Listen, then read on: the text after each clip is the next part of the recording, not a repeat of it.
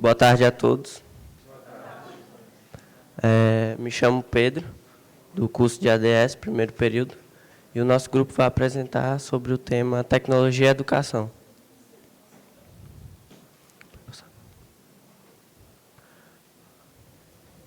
Os objetivos: temos a inclusão da tecnologia na educação, as vantagens e os desafios dessa inclusão e o impacto da tecnologia no ensino.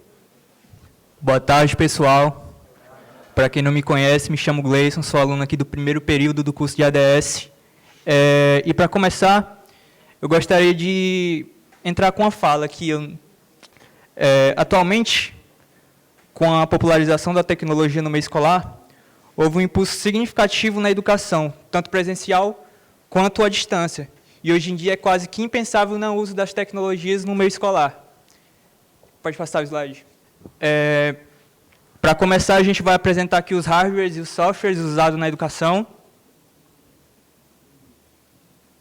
No caso, as televisões, projetores, computadores, smartphones e os videogames. As televisões foram bastante importantes há anos atrás. Atualmente, não tanto por conta dos projetores, mas há um tempo atrás foi até usado na minha escola, no projeto de mediação, onde eu tinha aulas à distância com várias outras escolas, ao qual um professor ficava no estúdio e dava aula para essas escolas. E os projetores, né, que tornam o ensino bastante dinâmico, onde os professores podem apresentar seus conhecimentos dinamicamente. E os computadores, né? Os computadores também auxiliam muita gente no ensino, né, na educação, até mesmo na nossa matéria de programação, onde a gente usa o Portugal no aprendizado de pseudolinguagens para o desenvolvimento do pensamento computacional. E os smartphones, né, que também são bastante populares e de fácil acesso e que possibilitam a quem não tem condição de ter um computador, ter também acesso a uma gama de conhecimento através dele. E os videogames, que também ajudam no desenvolvimento da nossa capacidade cognitiva, né? Queria citar aqui também o uso dos ambientes virtuais, né? Onde, por exemplo, se eu fosse um professor de biologia que eu estivesse ensinando para os meus alunos, falando sobre alguma planta, sobre algum animal, eu poderia, através da realidade virtual, introduzir esses alunos no meio, onde eles poderiam observar essas plantas de perto, desses animais, e fazer uma análise mais completa, e não só ficar na teoria. E isso traria o aluno, deixaria ele mais interessado e cativado sobre o assunto pelo uso dessa tecnologia, né? Pode passar. E aqui temos exemplos de alguns softwares que usamos para exercitação ou pesquisa, como o Brainly, Microsoft MathSolver, né, que nos auxilia a resolver cálculos, nos dá esse contexto.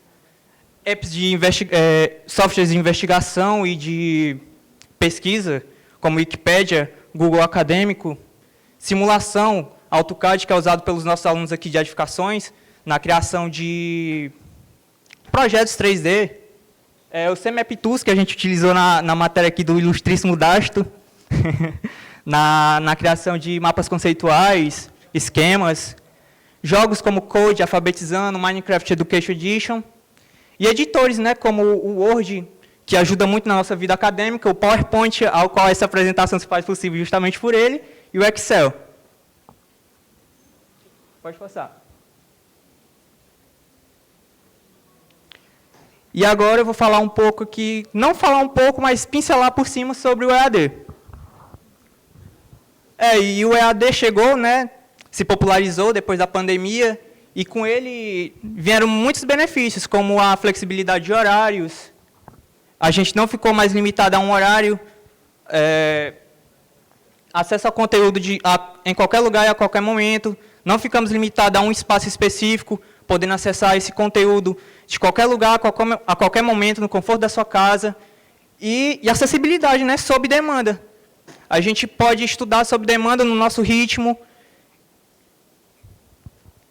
E é isso. Eu gostaria de passar agora a fala para o meu amigo Terto, que vai dar continuidade à apresentação. Obrigado a todos.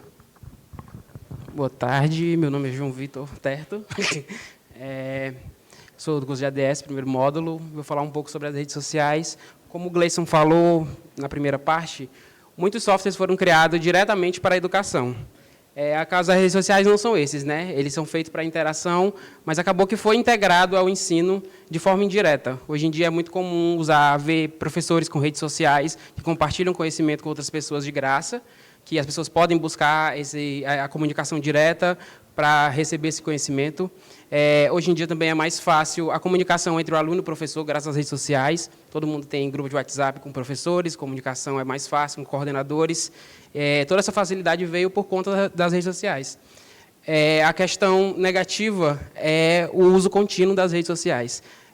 Nós estamos acostumados, a nossa geração está acostumada a passar 24 horas conectado, está sempre com dados móveis, com telefones, e esse acho que é o maior defeito dela, mas é uma questão nossa, né? Não é as redes sociais.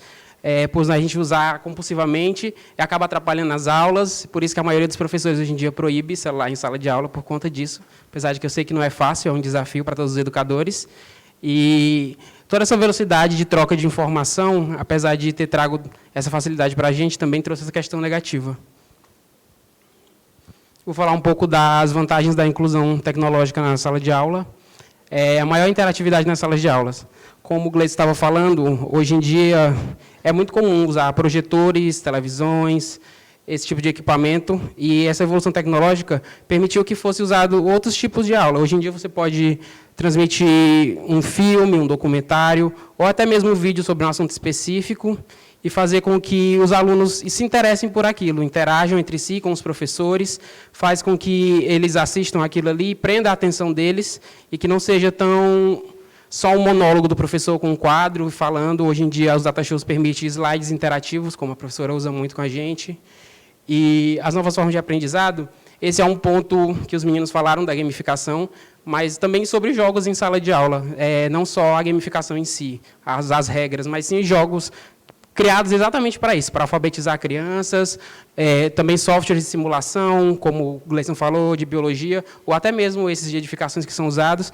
Todos esses softwares trouxeram outro tipo de aprendizado para a gente, que antigamente não existia, só existiam os livros, que era a única fonte de pesquisa que você tinha, e hoje em dia você tem diversas formas de fazer isso.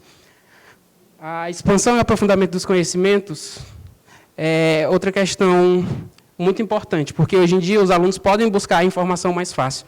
Eles podem acessar pelo celular ou pelos computadores e se especializar em um assunto, pesquisar aquilo por interesse próprio e trazer essas discussões para a sala de aula, que antigamente era muito mais difícil, porque era difícil você acessar um livro, e hoje em dia com o celular é muito fácil você buscar essas informações e trazer para a discussão em sala de aula. E a minha melhor preparação para o mercado de trabalho foi uma questão muito interessante que eu encontrei nos artigos que eu estava lendo, que com essa revolução da tecnologia, hoje em dia o mercado de trabalho procura pessoas mais versáteis por conta dela, que tenham um entendimento da tecnologia e que consigam trabalhar com ela. Então, essa educação integrada com a tecnologia permite que as escolas criem esses profissionais para o mercado de trabalho.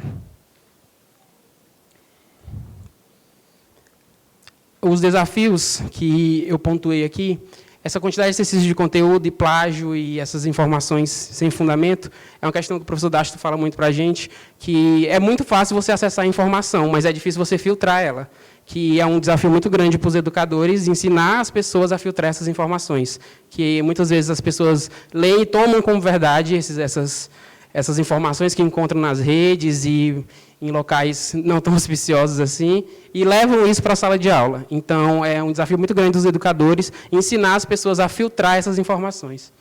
Os profissionais de educação ainda resistem ao uso das TICs, que é tecnologias de informação e comunicação.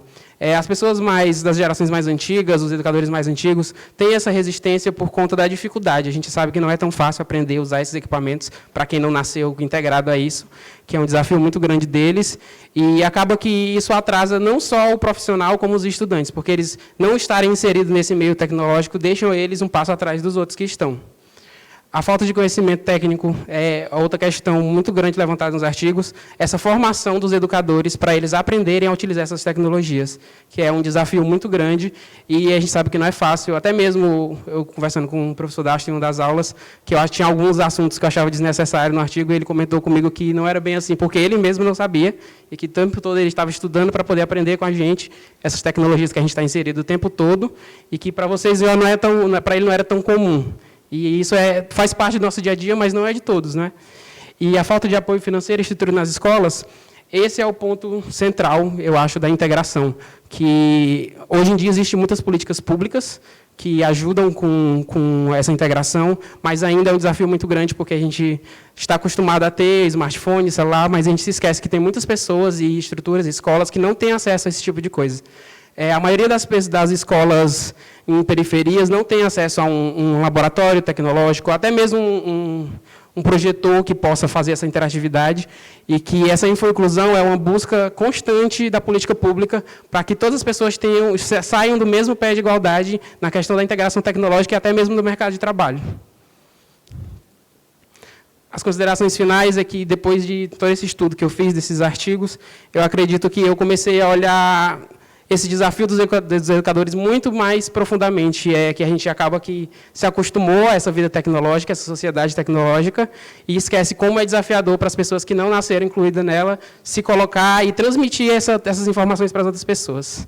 Muito obrigado, estamos abertos a perguntas.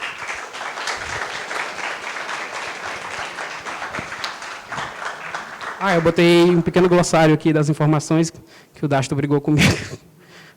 Pode passar. E está nas nossas referências. Pode passar. Alguma pergunta?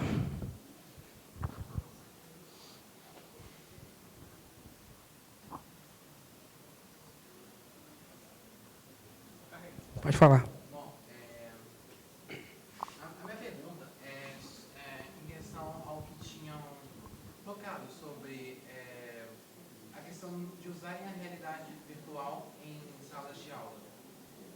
Vocês acreditam mesmo que futuramente isso possa ser uma possibilidade? Eu acredito que sim, mas é como eu estava falando, a questão da estruturação das escolas é muito difícil, mas que é uma realidade. Porque é uma tecnologia bastante cara, né? Não. Mais alguém? Diga aí, meu mano.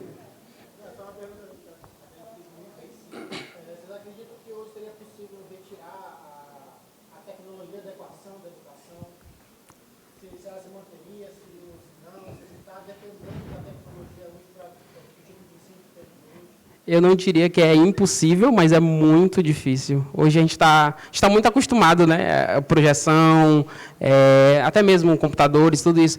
Para a gente, estudante, é pior ainda, porque todos os trabalhos acadêmicos, tudo é dependente da tecnologia. Como o Denival veio falando para a gente, se desligassem a rede quântica do mundo, ficava todo mundo perdido.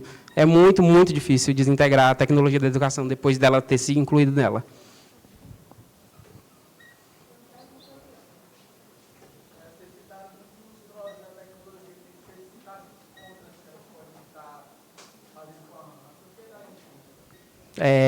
Formação indevida, como eu falei, questão de plágio, a distribuição da atenção do aluno, que é muito difícil dele focar numa coisa hoje por conta dessas distrações, tanto não só de rede social, mas jogos, até mesmo o chat GPT, né, que vai ser tocado logo depois, mas que é uma questão negativa, apesar de ajudar, você pode tirar informações de lá que não são verídicas, e isso é um atrapalho na educação por conta da tecnologia.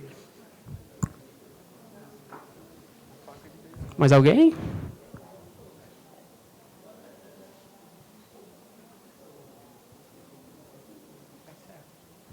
Pois então, muito obrigado, gente, pela atenção. Boa tarde.